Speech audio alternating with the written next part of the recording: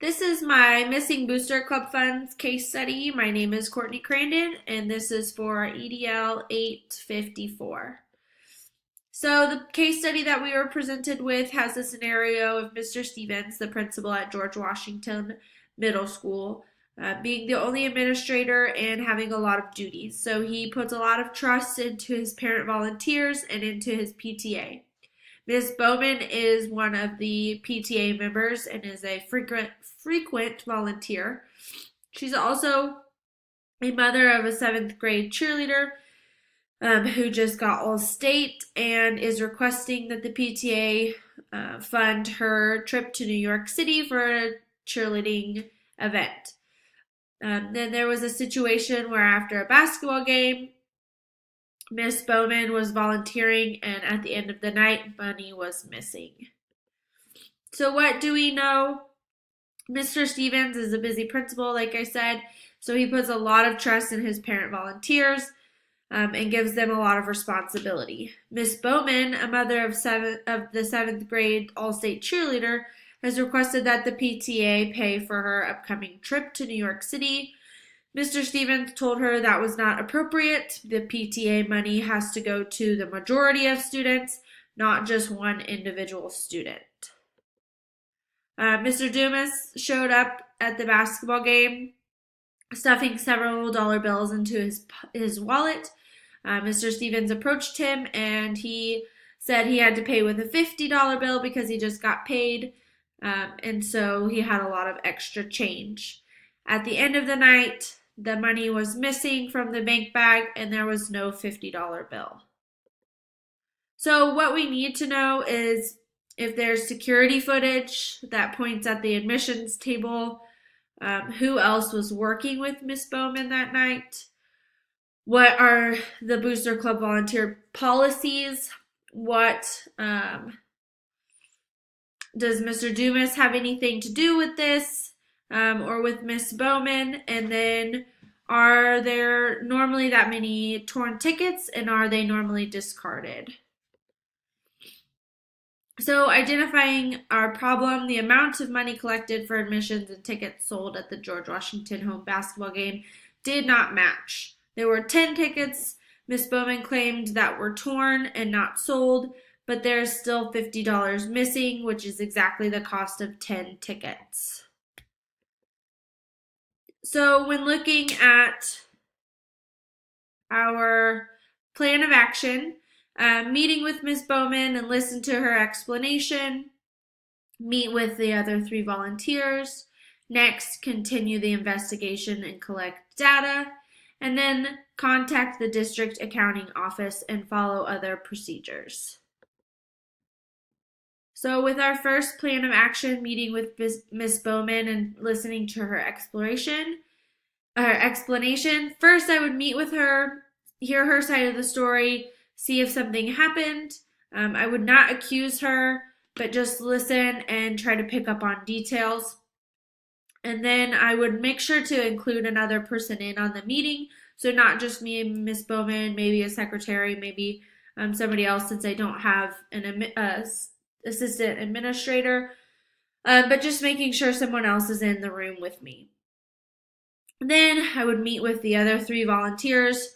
First, meeting with the other person working the ticket sales, seeing what information I can get from them. And then next, meeting with the concession volunteers. Although they're not really involved in the situation, they were working that night, so maybe they have some information as well. Then the third thing, just continue the investigation and continue to collect data. Maybe talk to Mr. Dumas, see if he had any information about what happened, and just continue to collect that information. Next, I would follow the district procedures and contact the appropriate people. So contacting the district accounting office, ensuring that the procedures are being followed for what happens with encountering missing funds. So with that plan, what is best for the students? Definitely wanting to promote the success of all students. So I think the biggest one is protecting the student funds and ensuring that they're going to the right things. The funds are set up the PTA works, the Booster Club works for majority of the students. It's not fair that just one student gets a lot of the money to go to New York City, and it was about $800, so that would take a lot of funds. So making sure that the funds are going to the correct places and protecting the students that way. Respecting all members of the PTA. Yes, Miss Bowman is probably the number one suspect, but still respecting her. We don't have any hard evidence. She is a frequent volunteer. There's never been a problem before. And just remembering that these parents volunteer all the time, so respecting those members. Holding the volunteers accountable. Clearly something happened, so we can't just let it go.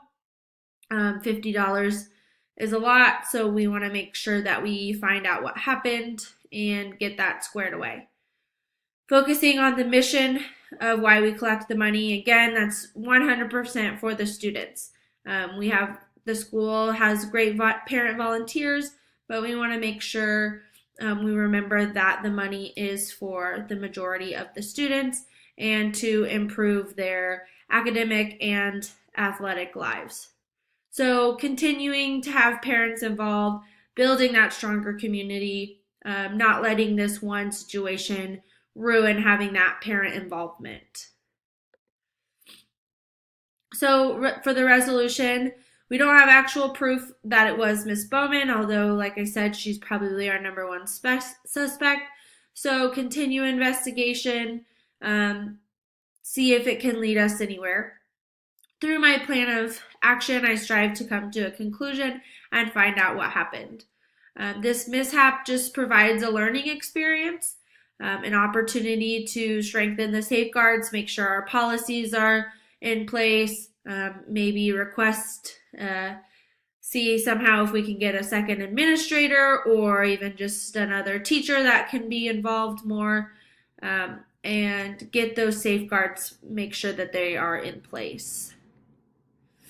So debriefing and reflecting, the number one thing that I was thinking is I just don't understand why anybody would steal money from the PTA.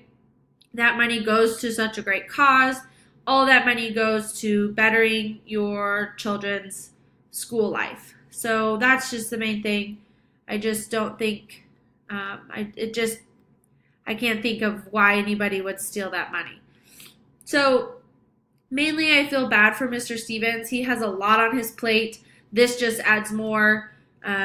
He probably is going to have a hard time trusting parent volunteers for a while. And so he's going to be looking over them, and that just adds more to his plate. And then just frustrated if it was Miss Bowman or whoever took the money, just frustrated for the mishandling of the money or definitely the stealing of the money. Definitely value the volunteers and the PTA members, the people that work hard. They're not getting paid. The money strictly goes to their students, so that's awesome, but definitely valuing their time and effort. And then valuing policies and procedures put in place. It's definitely important to have those when a situation like this occurs, to know what you need to do. So our unresolved issues, we still don't know where the $50 went, or how that's going to be handled, if we can figure out where or who took it. How will working with the parents be in the future? Like I said, Mr. Stevens is probably going to have a hard time trusting the parents for a while, and is probably going to be having to do some more work. So do we need to improve our volunteer policies? Maybe have a teacher involved, or like I said, if we can get a second administrator, but definitely another paid person being involved in the volunteer process. Then our standard 8, an educational leader promotes the academic success and personal well-being of every student by ensuring effective and efficient management of the school or district to promote student social and academic learning. So the first question How do you, as a school leader, promote effective and efficient management of the school or district? Definitely being present at school events, being there for the students, being there for the parents, making those connections, encouraging school and community relations. So, same thing, making those connections with the students, being there at their events, talking to the parents, building those relationships. Follow the district guidelines when handling money, following those policies and procedures, utilizing safeguards, and looking for ways to improve. And then the second question, how do you as the school leader promote the social learning of every student? Recognizing all student achievements in and out of the classroom. So definitely recognizing those all-state cheerleaders, things like that, but recognizing more than just one student. Supporting the PTA and Booster Club volunteers during and after school. Building the student and parent rapport, and protect the funds so that these events can continue to happen and we can continue to promote that social learning in every student. And then lastly, how do you as a school leader promote student academic learning? Don't let the funds be spent on one single student. Make sure that they're going to what they're supposed to be going for. Creating a community bond with parents and students, and then following district policies and procedures. And that's all. Thank you.